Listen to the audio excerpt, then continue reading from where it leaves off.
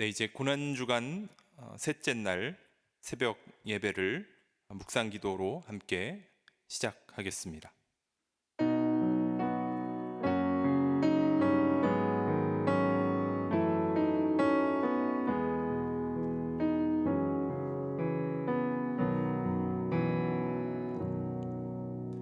우리에게 있는 대제사장은 우리의 연약함을 동정하지 못하실 리가 아니요 모든 일에 우리와 똑같이 시험을 받으신 이로되 죄는 없으시니라.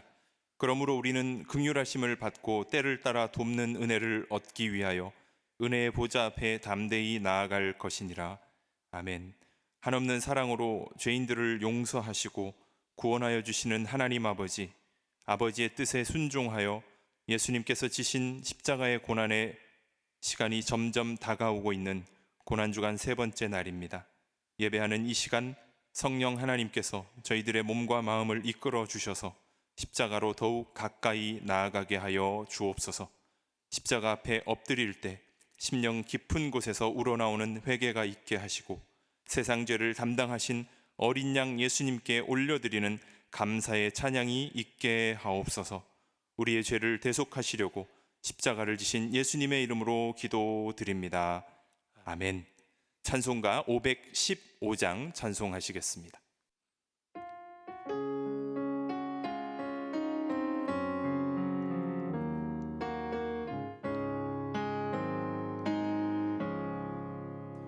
눈을 들어 하늘 보라.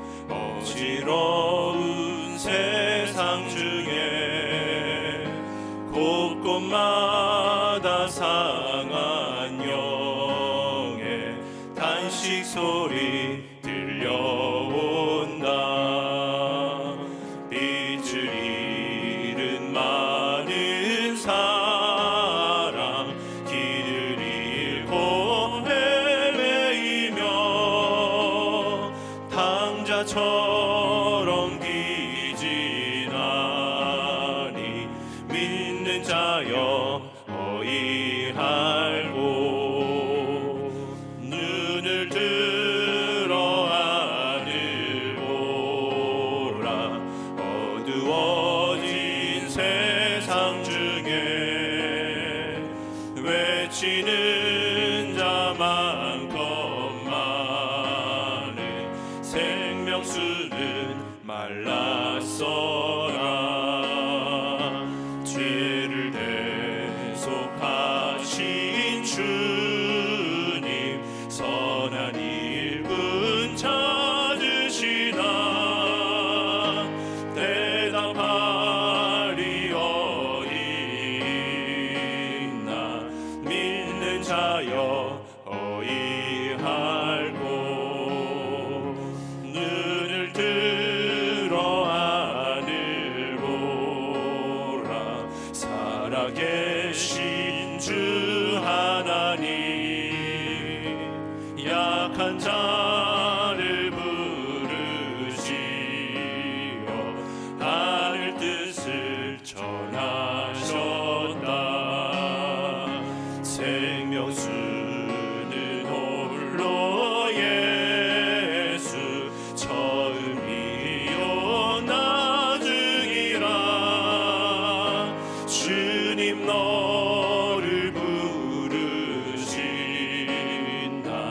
믿는 자여 어이할고. 눈을 들어 하늘 보라. 다시 사신 그리스도, 만 백성을 사랑하사 오래 참고 기다리네. 인내하신 우리 구주, 의의 심판하시는 날 곧 가까이 임하는데 믿는 자여 어이할고.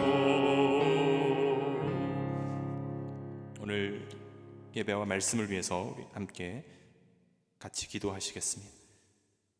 우리의 생명의 근원이 되시며 영원히 피할 피난처가 되시는 하나님 아버지, 하나님의 은혜로 사순절 기간을 기억하여 지키게 하시고 우리 죄를 지시고 십자가에 죽으신 예수님을 바라보며 부활의 아침을 기다리게 하심에 감사를 드립니다.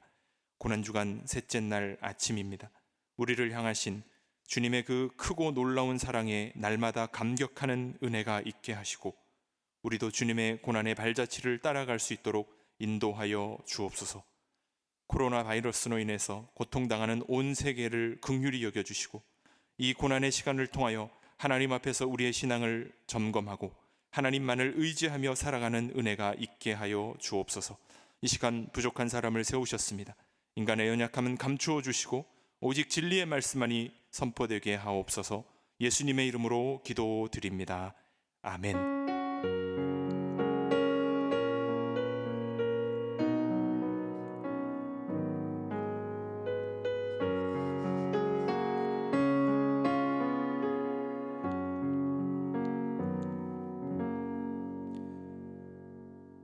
하나님의 말씀 마태복음 24장 3절부터 14절까지의 말씀을 제가 봉독해 드리겠습니다. 신약성경 마태복음 24장 3절부터 14절까지의 말씀입니다. 예수께서 감람산 위에 앉으셨을 때에 제자들이 조용히 와서 이르되 우리에게 이르소서 어느 때에 이런 일이 있겠사오며 또 주의 임하심과 세상 끝에는 무슨 징조가 있사오리이까? 예수께서 대답하여 이르시되 너희가 사람의 미혹을 받지 않도록 주의하라. 많은 사람이 내 이름으로 와서 이르되 나는 그리스도라 하여 많은 사람을 미혹하리라. 난리와 난리 소문을 듣겠으나 너희는 삼가 두려워하지 말라. 이런 일이 있어야 하되 아직 끝은 아니니라. 민족이 민족을, 나라가 나라를 대적하여 일어나겠고 곳곳에 기근과 지진이 있으리니 이 모든 것은 재난의 시작이니라. 그때에 사람들이 너희를 환난에 넘겨 주겠으며 너희를 죽이리니 너희가 내 이름 때문에 모든 민족에게 미움을 받으리라. 그때에 많은 사람이 실족하게 되어 서로 잡아주고 서로 미워하겠으며 거짓 선지자가 많이 일어나 많은 사람을 미혹하겠으며 불법이 성함으로 많은 사람의 사랑이 식어지리라. 그러나 끝까지 견디는 자는 구원을 얻으리라. 이 천국 복음이 모든 민족에게 증언되기 위하여 온 세상에 전파되리니 그제야 끝이 오리라. 아멘. 오늘 주시는 말씀 가지고 함께 은혜를 나누기를 원합니다. 우리가 읽은 이 마태복음 24장 말씀과 그 다음에 이어지는 25장 말씀은 예수님께서 십자가에 달리시기 전 고난주간 셋째 날에 있었던 예수님의 행적과 가르침을 기록한 말씀입니다. 특별히 24장은 세상의 종말과 주님의 재림에 대한 내용이 기록되어 있습니다. 그 내용을 자세히 살펴보면 첫 번째는 종말에 대한 징조, 둘째는 대환란과 이것을 대비하기 위한 성도들의 자세, 세 번째는 주님의 재림 시에 나타나는 징조에 대한 말씀과 마지막은 재림 시기의 불예측성과 이에 따른 성도들의 자세를 말씀하고 있습니다.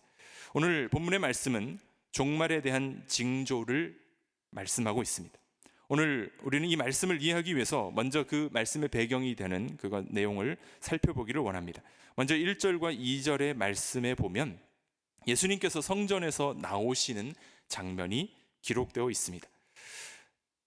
예수님은 고난주간이 시작되는 종료 주일에 어린 나귀를 타시고 예루살렘 성에 입성하셨습니다. 그리고 입성하신 후에 처음으로 가신 곳이 예루살렘 성전이었습니다.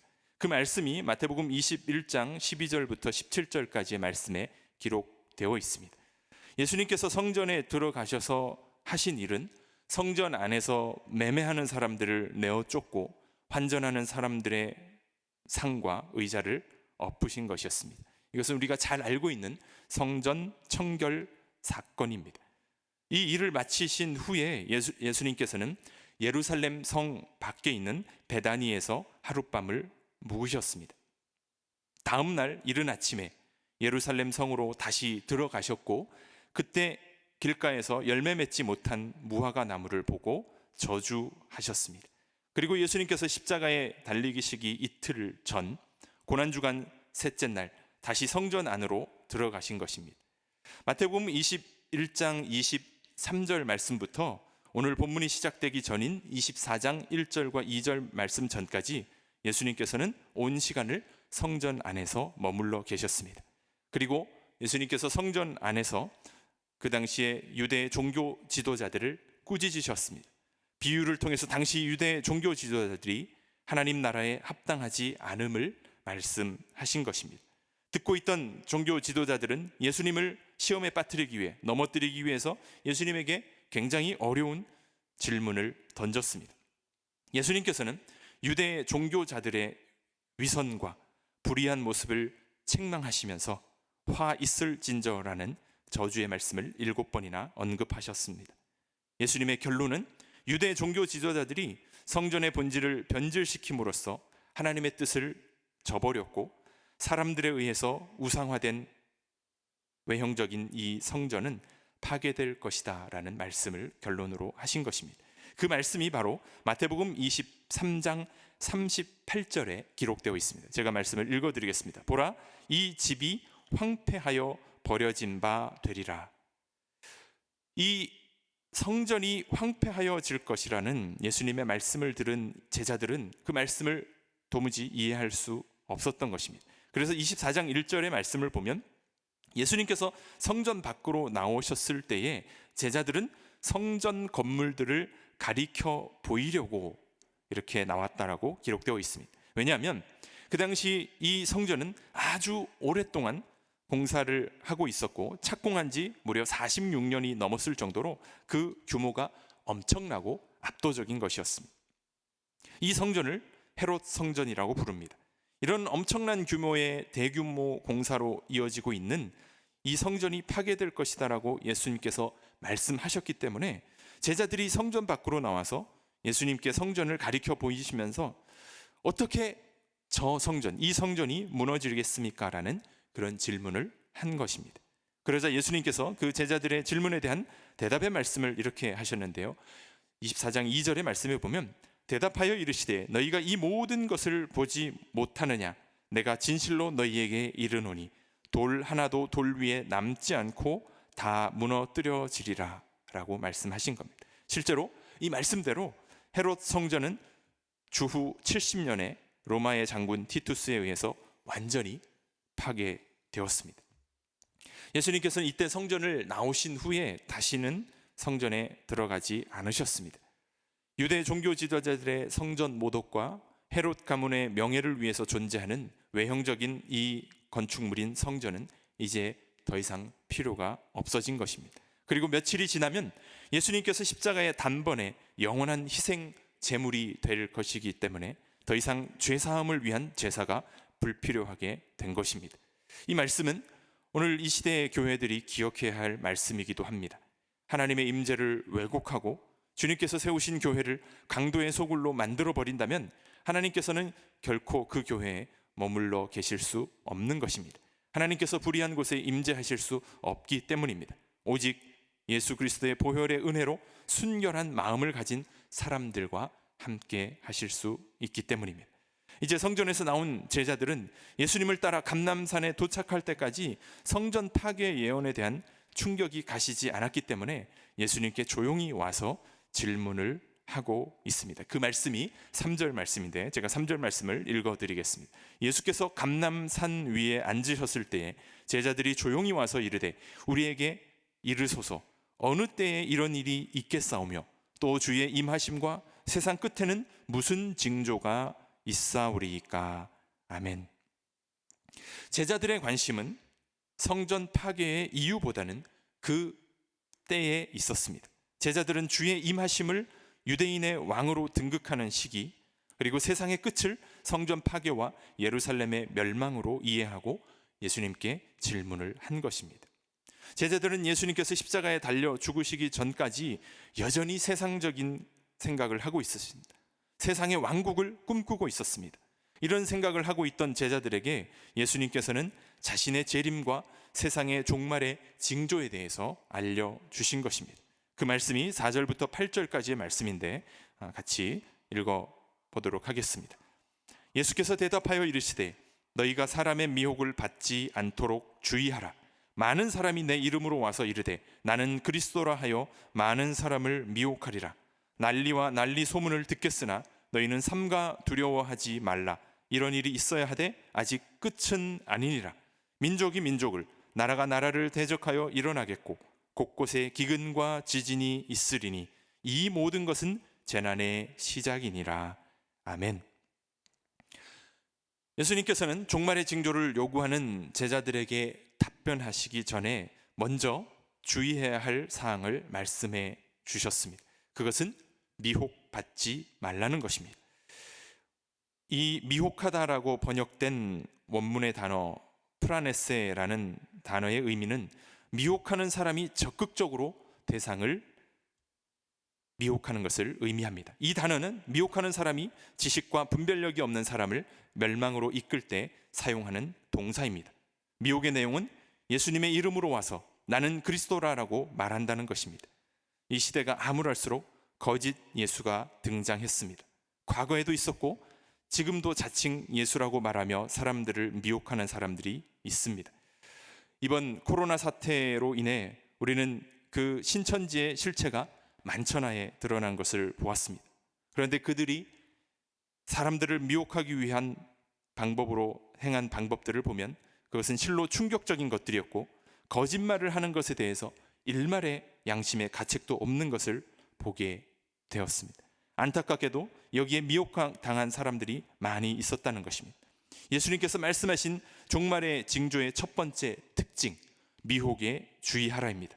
우리는 예수님께서 말씀하신 주의사항을 잊지 않고 미혹에 넘어가지 않도록 늘 깨어 있어야 한다는 것입니다. 6절 말씀에 기록된 이 난리라고 번역된 원어의 말 뜻은 전쟁을 뜻합니다. 이 단어는 특별히 복수형으로 기록이 되고 있는데 이 전쟁은 국가 간의 전쟁이나 이념 전쟁, 종교 전쟁 등을 포함한 모든 종류의 전쟁을 가리키는 것입니다. 오늘날 우리는 매체의 발달로 인해서 즉시 인터넷과 뉴스로 전쟁의 소식을 듣고 보게 됩니다. 그리고 세계에는 크고 작은 전쟁만 일어나는 것이 아니라 전쟁과 흉년과 인재 등 다양한 원인으로 인한 기근이 발생하고 지진도 발생하고 있습니다. 지진으로 번역되어 있는 이 단어의 뜻은 흔들림, 격렬한 움직임을 뜻하는 단어입니다. 땅의 흔들림뿐만 아니라 그것으로 인한 화산의 폭발, 그리고 바다에서 일어나는 격렬한 움직임, 태풍과 쓰나미까지도 포함되는 그런 의미를 가지고 있습니다. 그러나 이 모든 것이 재난의 시작이다라고 말씀하는 겁니다. 전쟁과 기근과 지진 등 자연재해는 과거로부터 지금까지 계속해서 발생해 왔습니다. 지금도 세계 곳곳에 전쟁과 기근과 지진이 발생하고 있습니다. 과거에 살았던 사람들이 전쟁과 기근과 지진을 겪었을 때마다 종말이 곧 다가올 것이라고 생각했습니다. 재난은 이미 시작되었지만 세상의 종말이 아직 오지 않았습니다. 현재 이 시기를 살아가고 있는 사람들은 과거의 사람들처럼 언제 올지 모르는 종말을 대비해야 하는 것입니다. 종말이 오기 전, 재난이 시작된 이후, 그 후에는 어떤 현상이 일어나는지에 대해서 구체적으로 예수님께서 말씀해 주신 내용이 9절부터 12절까지의 말씀입니다. 9절부터 12절까지의 말씀도 함께 읽도록 하겠습니다. 그때의 사람들이 너희를 환난에 넘겨주겠으며 너희를 죽이리니 너희가 내 이름 때문에 모든 민족에게 미움을 받으리라. 그때에 많은 사람이 실족하게 되어 서로 잡아주고 서로 미워하겠으며 거짓 선지자가 많이 일어나 많은 사람을 미혹하겠으며 불법이 성함으로 많은 사람의 사랑이 식어지리라. 아멘. 여기에서 9절에서 말하고 있는 그때는 재난이 시작된 이후의 시간을 의미하는 겁니다. 지금 우리가 살아가고 있는 이 시대는 이미 재난이 시작된 이후의 시대입니다.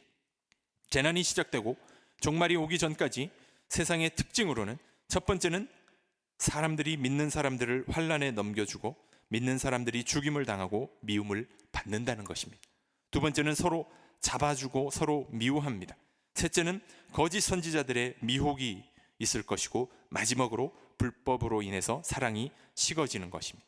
먼저 9절 말씀에 기록되어 있는 이 환난에 해당되는 원어 분쇄하다 진누르다의 뜻을 가진 동사에서 파생된 단어입니다. 믿는 사람들이 환난으로 인해서 죽임을 당한 역사는 초대교회 이후 오늘날까지 계속되어 이어지고 있습니다. 믿는 사람들이 예수님의 이름으로 인해서 민족들과 나라들로부터 미움을 받았습니다.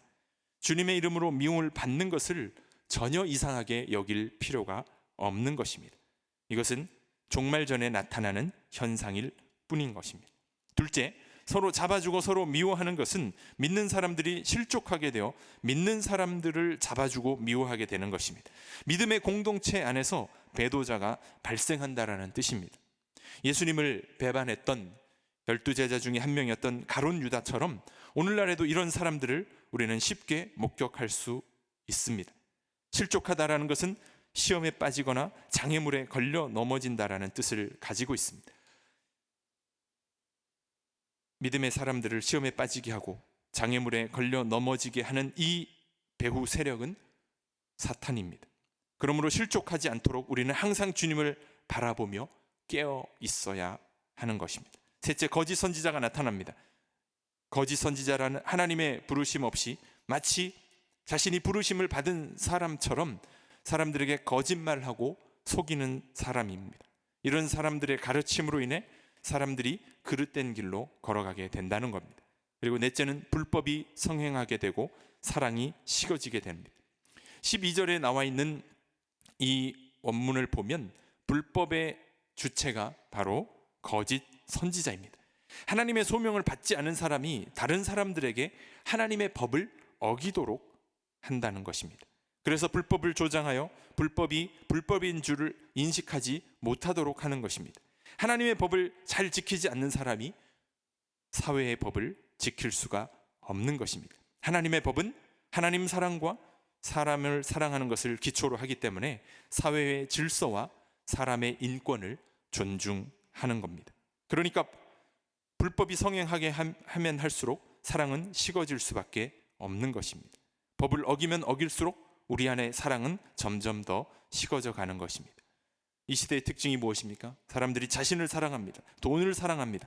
쾌락을 사랑합니다. 그것에 빠지면 빠질수록 우리 안에 있는 사랑은 식어지게 되는 겁니다.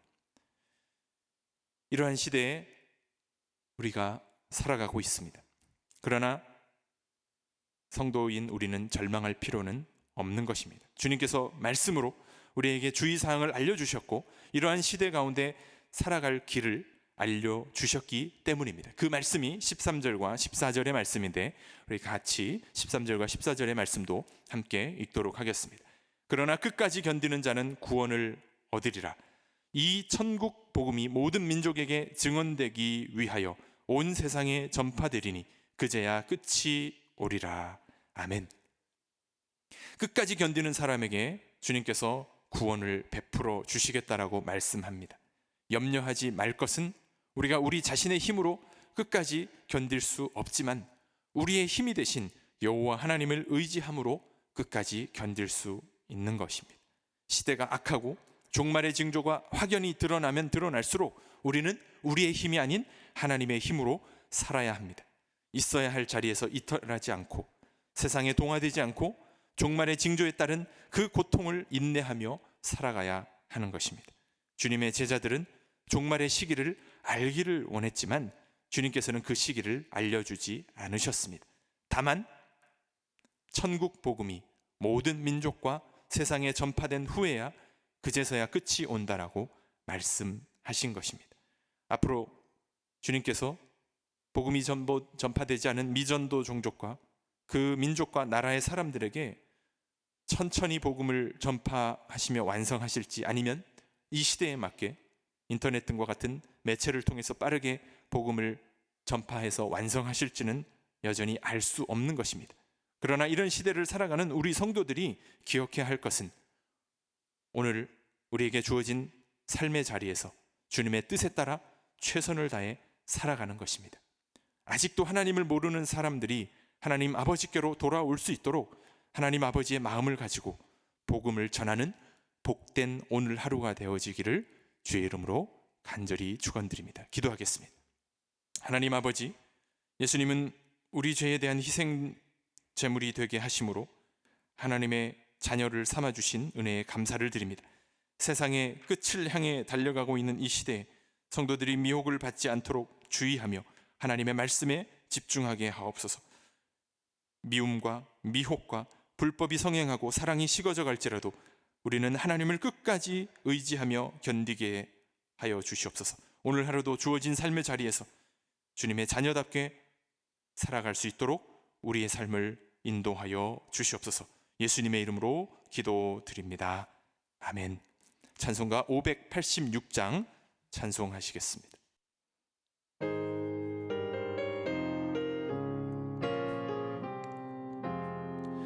어느 민족 누구에나 결단할 때 있나니 참마 거짓 싸울 때에 어느 편에 설 건가 주가 주신 새 목표가 우리 앞에 보이니 빛과 어둠 사이에서 선택하며 살리라. 고상하고 아름답다 진리 편에 서는 일 진리 위에 억압받고 명예 잃어도 비겁한 자 물러서나 용감한 자 굳세게 낙심한 자 돌아오는 그날까지 서리라. 순교자의 빛을 따라 주의 길을 쫓아서 십자가를 등에 지고 암만 향해 가리라. 새 시대는 새 사명을 우리에게 주나니 진리 따라 사는 자는 전진하리 언제나. 악이 비록 성하여도 진리 더욱 강하다. 진리 따라 살아갈 때 어려움도 당하리. 우리 가는 그 앞길에 어두운 장막 덮쳐도 하나님이 함께 계셔 항상 지켜주시리.